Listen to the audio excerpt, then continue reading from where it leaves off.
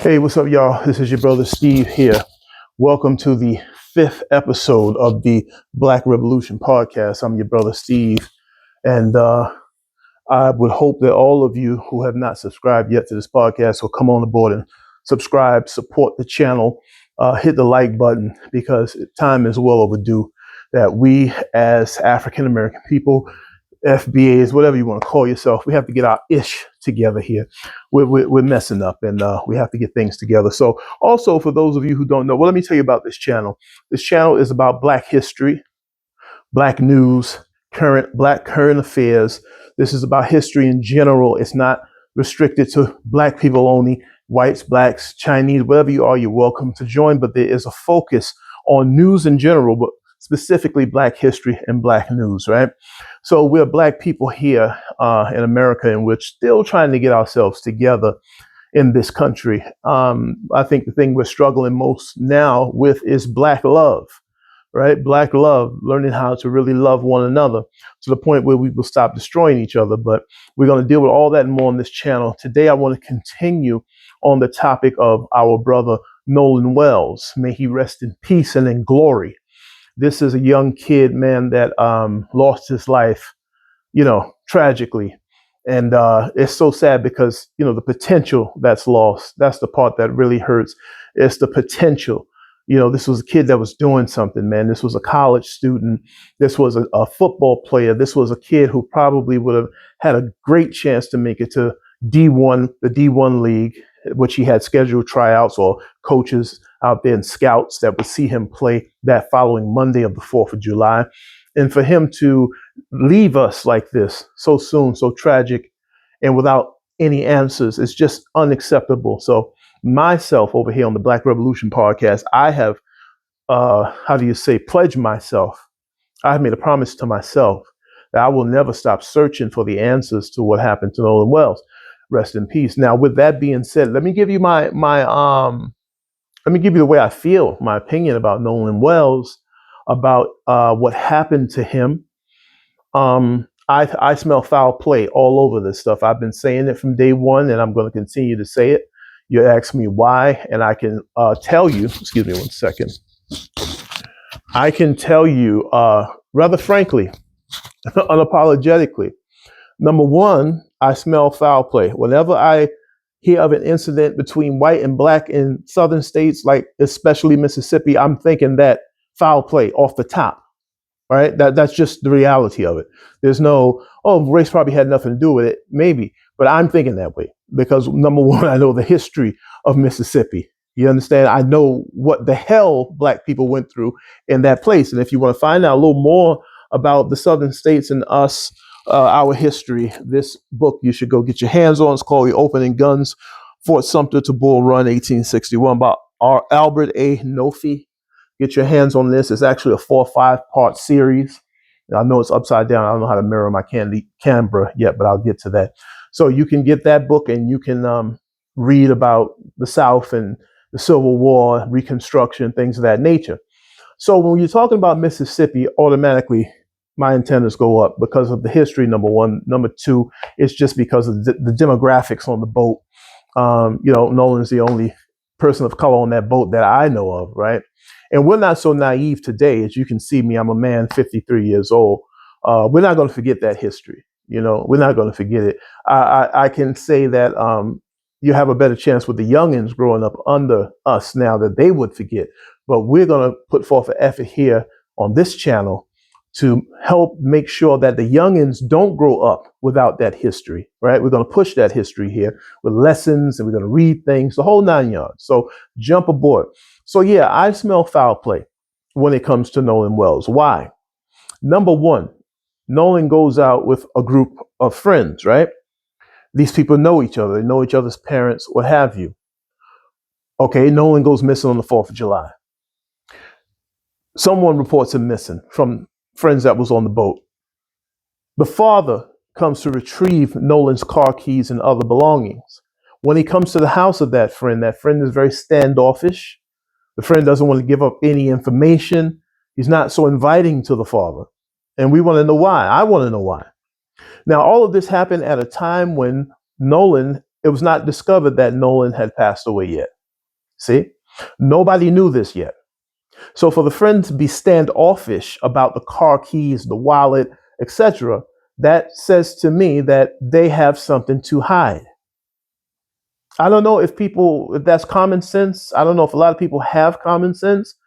But if like I grew up back in the days with a very tight knit group of friends, and we used to be on my hallway floor, the sixth floor crew, we used to call ourselves. Every one of us knew each other. Our parents and mothers and fathers knew each other.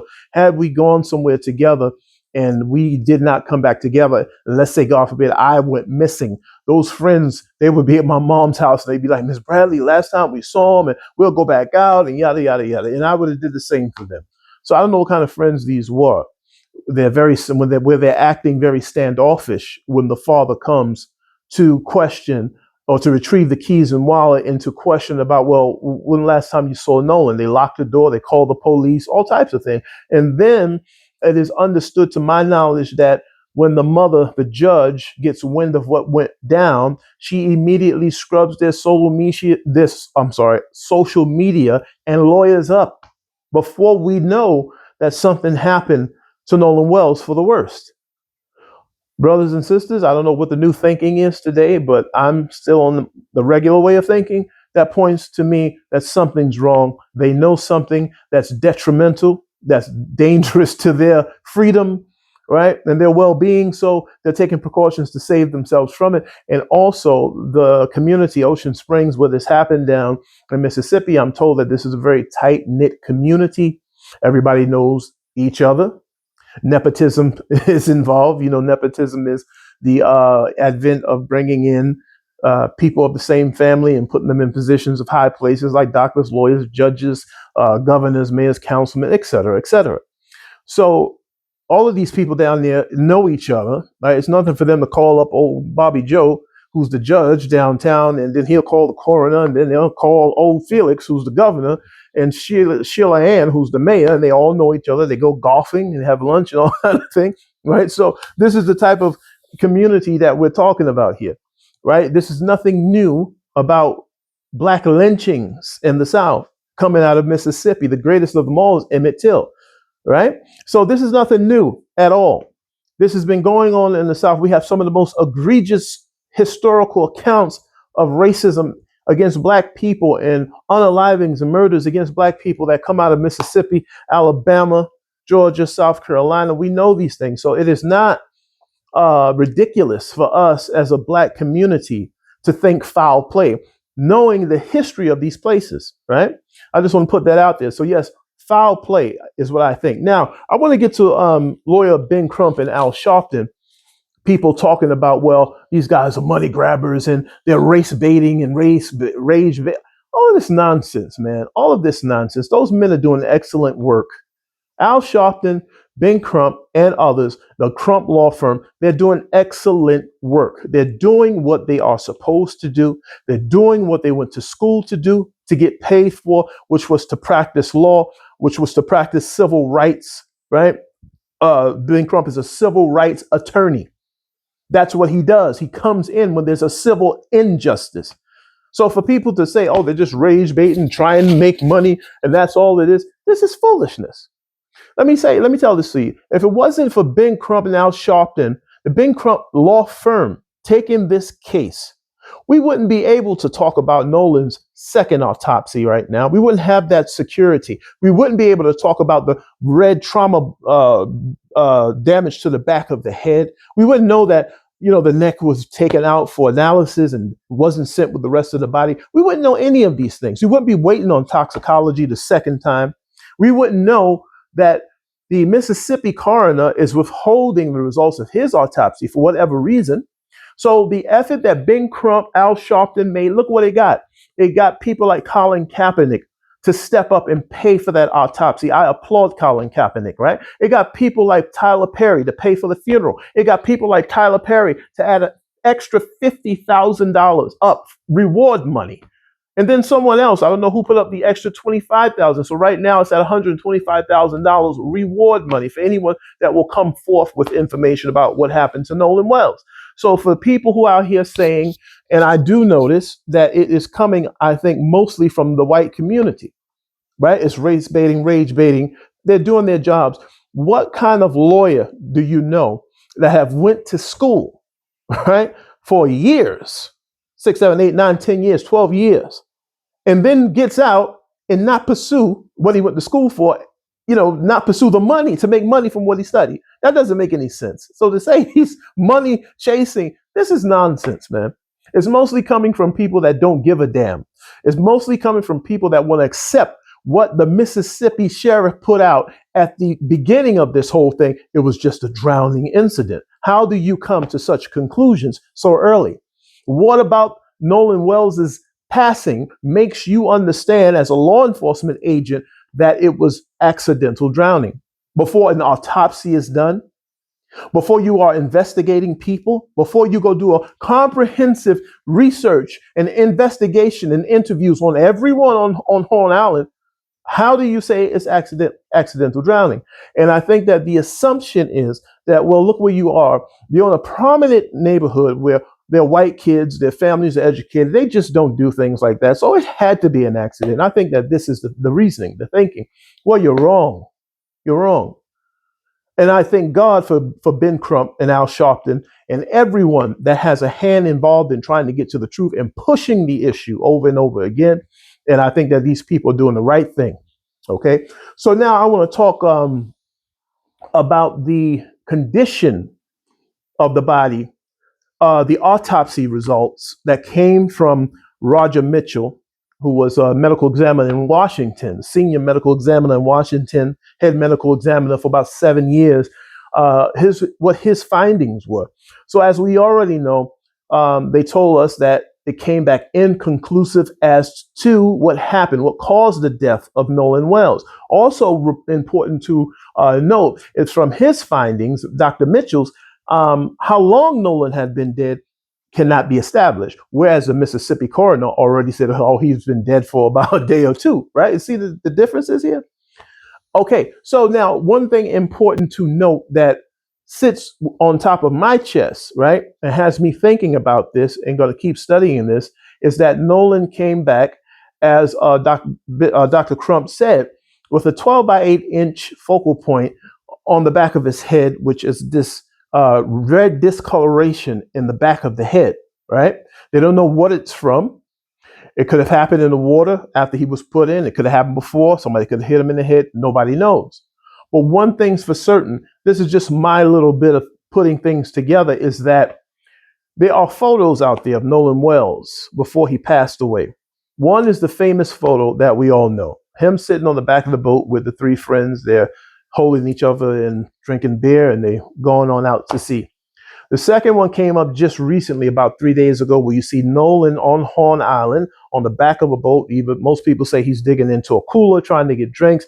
I'm thinking he could be tying the boat off or untying it to try and get out. They say the picture now probably most likely took place around 2:30 p.m. that same day of the 4th of July. And the third picture is the one where Nolan Wells is at a pool party. You see him at a pool party. So people are saying about the pool party photo that this is either before or after the 4th of July. I beg to differ. I don't know. I wasn't there, but I beg to differ. Why do I beg to differ? Because in all 3 pictures that I just mentioned to you, one thing is consistent. That is the no top and the blue shorts. They're all consistent. No top, light blue shorts in all 3 of those photos. That would say to me that this happened on the same day. I find it unlikely that Nolan Wells would have the same pair of shorts on at a party before or after the 4th of July. But the consistency in the blue shorts tells me that this is the same day of the 4th of July. Now, why is this important? Because if the day culminates at that party, right, that means that, well, before I say that, there's another narrative out there that's been online where this person has said that they witnessed a fight at the house party, and there was a melee.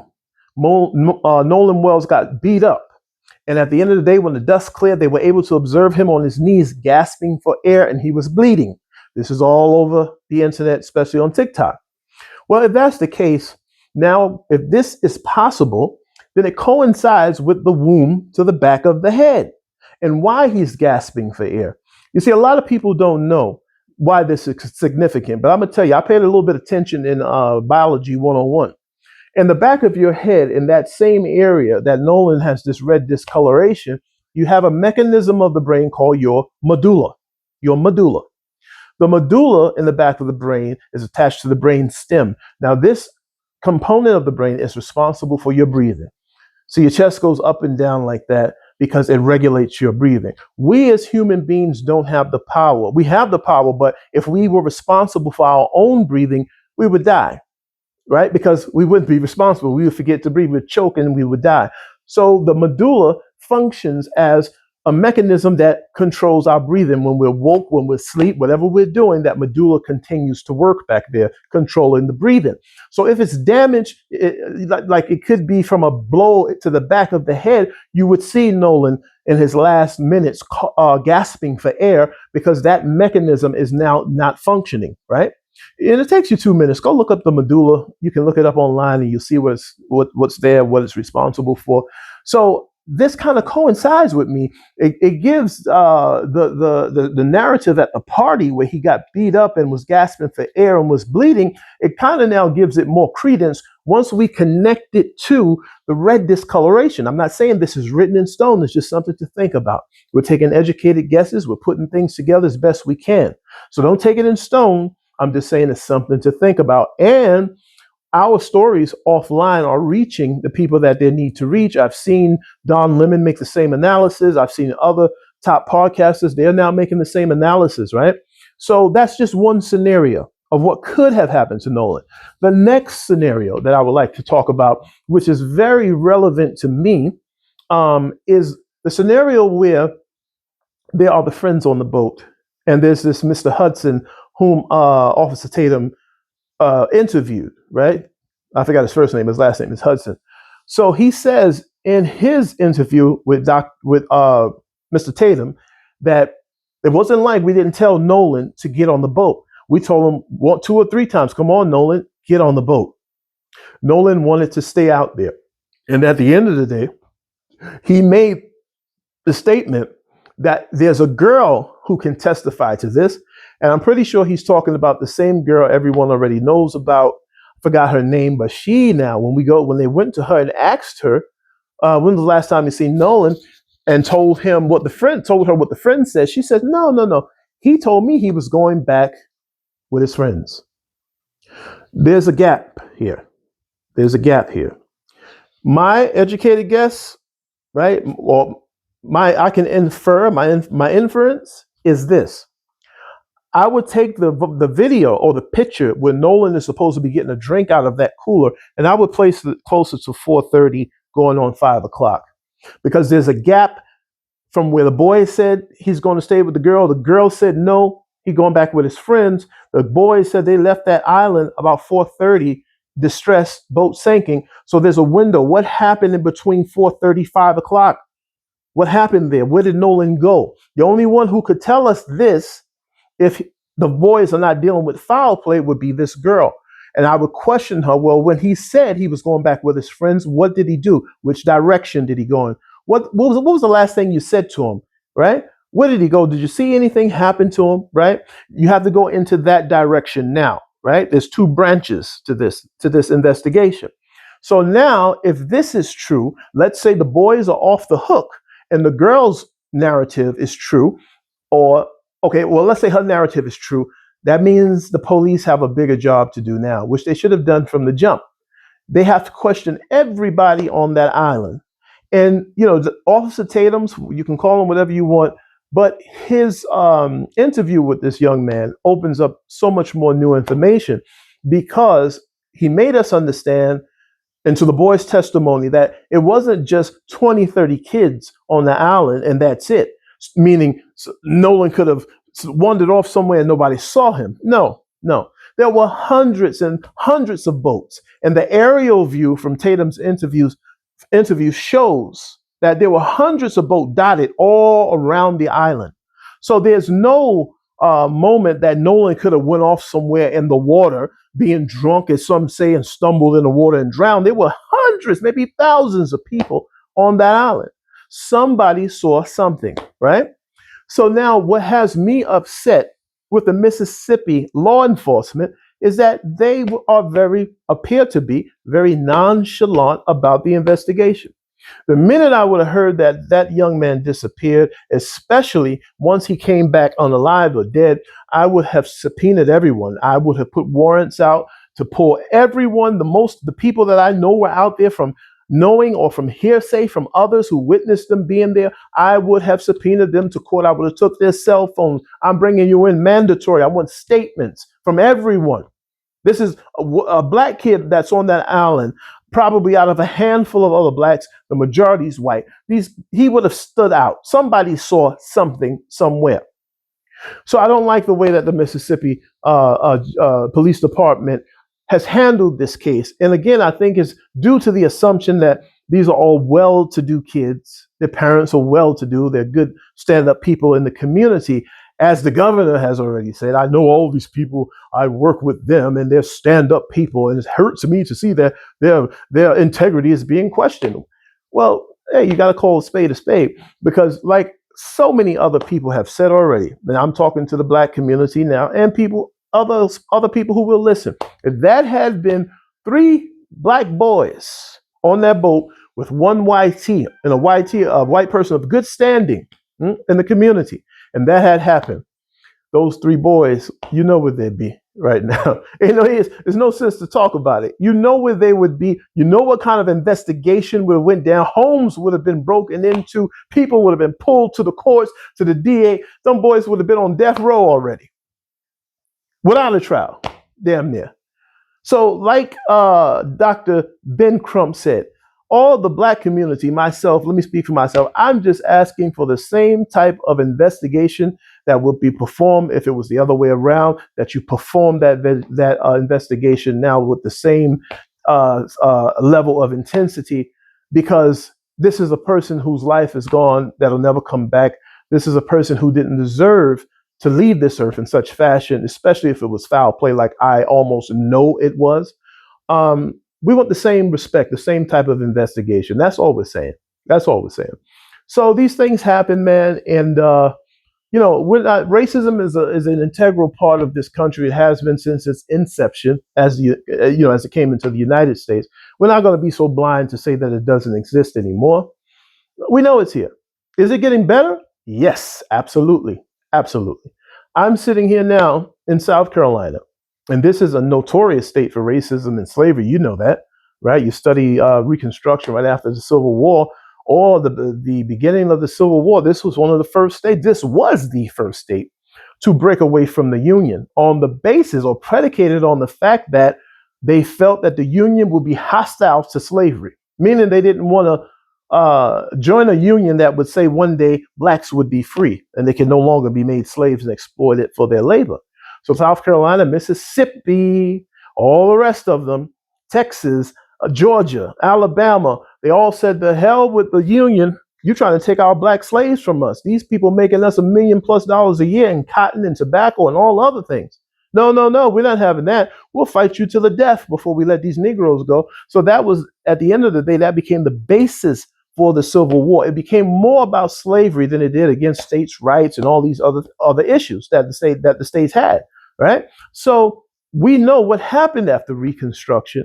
We know what happened during the Civil Rights period and all the hell we went through. You talk about lynchings and hangings and riots. All of this stuff happened in states like Mississippi, like Louisiana, like Georgia, like South Carolina, North Carolina. We know this history.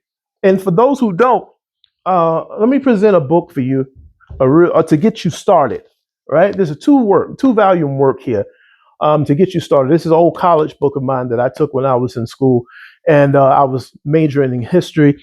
I find it to be a very good book to wet your tongue.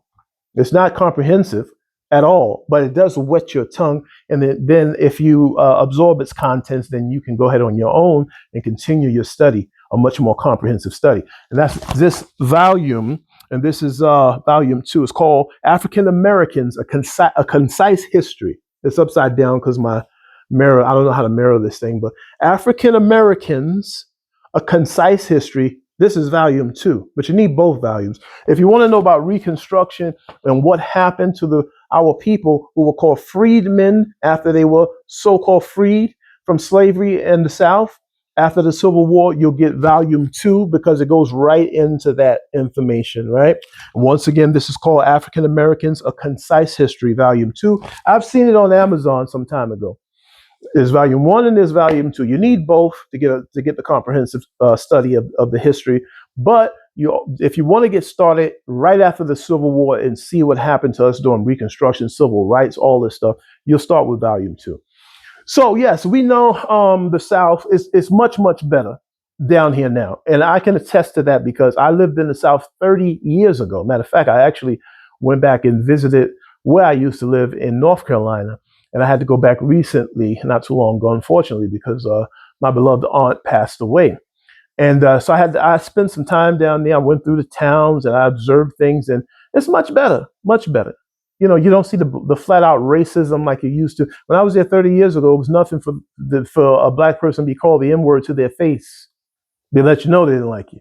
But we can see that's moving out, especially in South Carolina here. It's still here, don't get me wrong, but it's getting much, much better. And the hope is that it will fade out altogether sooner or later.